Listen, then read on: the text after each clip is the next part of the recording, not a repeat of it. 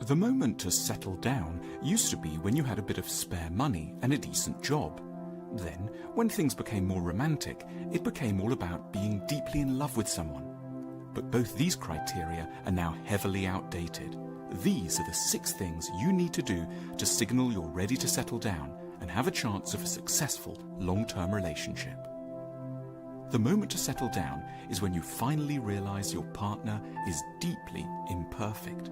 They have 100 different flaws, they're maddening in all sorts of ways, and are riddled with psychological neuroses that make them very hard to deal with.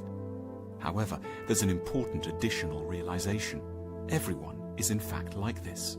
Once you get below the charming outer surface, no one else would be better. We're a fundamentally flawed species. There's no such thing as a right person. Everyone is wrong in fascinating and enragingly diverse ways.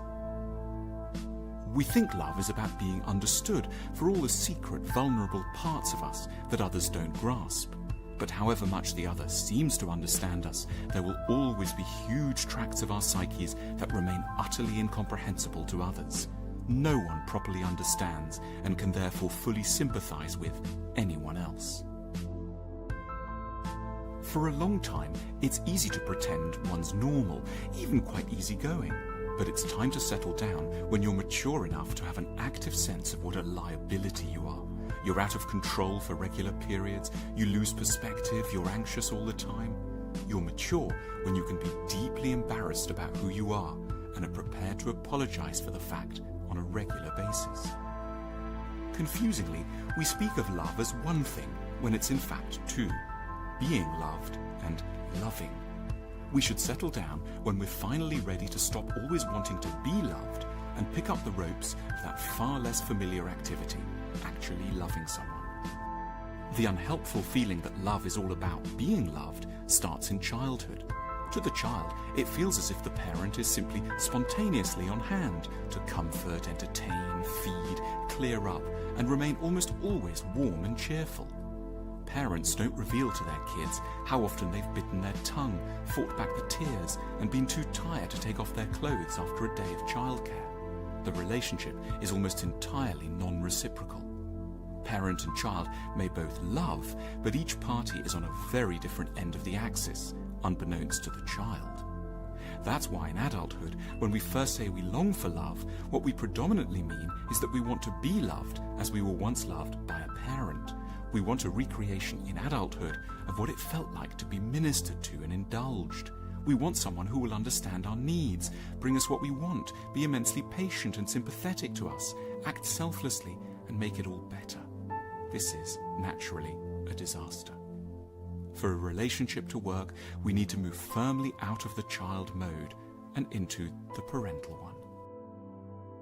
The romantic person instinctively sees relationships in terms of emotions, but what a couple actually get up to together over a lifetime has much more in common with the workings of a small business. The two people must clean, chauffeur, cook, fix, throw away, hire and budget.